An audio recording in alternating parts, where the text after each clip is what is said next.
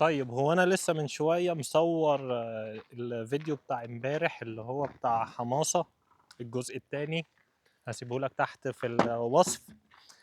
وأنا دلوقتي باتمشى في الغابة يعني راجع ومروّح، بس حابب برضه في موضوع تاني حابب إن أنا أتكلّم فيه، وفي نفس الوقت يعني أنا قُلت إن أنا مش عايز أخلّي الفيديوهات ديّة تطول وتكون أكبر من 5 دقايق. فالفيديو دوّة هاصوّره هينزل بُكرة، فكده يعني أنا صوّرت اليومين. وفيديو الجزء التالت لقصة حماسة البسكليتة هاشوف بقى هينزل إمتى، عشان يعني لازم تكتب لي في التعليقات على الفيديو بتاع حماسة إنك عايز تتفرّج على الجزء التالت، إن أنا أكمّل القصة. كل ما تكتب لي إن أنا أكمّل القصة، هاكمّل القصة، مش هتكتب لي إن أنا أكمّل القصة، مش هاكمّل القصة.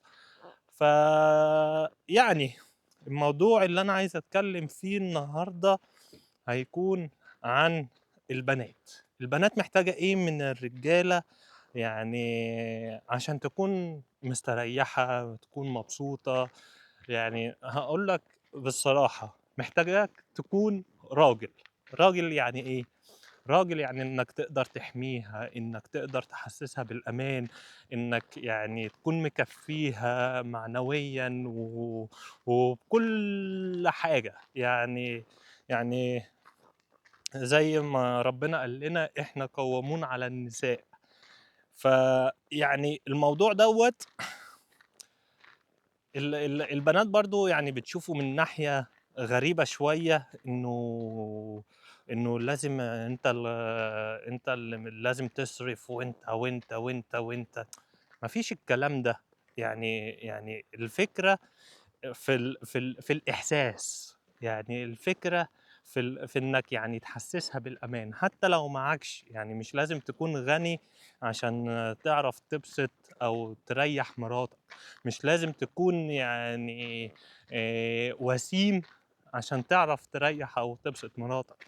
إنما الفكرة إنك تكون راجل معاها، إنك تكون قد المسؤولية، الفكرة إنك يعني ما تسيبهاش وقت زنقة، تفضل معاها، تكون سَنَد ليها، تكون بتريّحها، واخد بالك منها، مفرّحها، حاجات بسيطة يعني.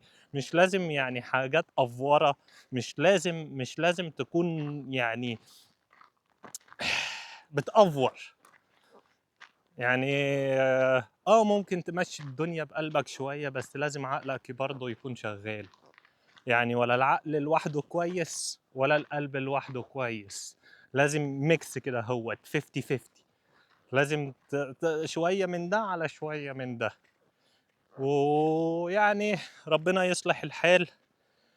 وعلى فكرة يعني أنا بقيت مقتنع بحاجة دلوقتي، إن كل ما الواحد يعني كان رايد الحلال، وكل ما الواحد كان يعني عايز الدنيا تمشي بما يرضي الله، الشيطان هيتدخّل، والشيطان هيحاول يبوّظ كل حاجة.